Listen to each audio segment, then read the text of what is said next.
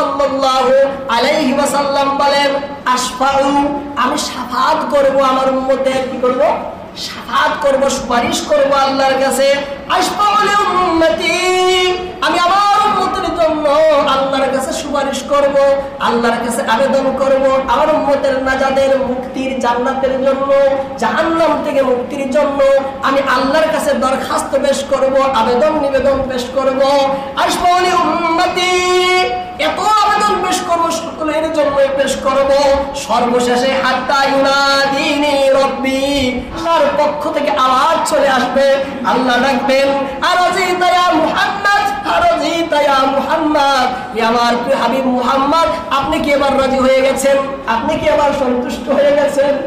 আপনি কি এবার রাজি হয়ে গেছেন?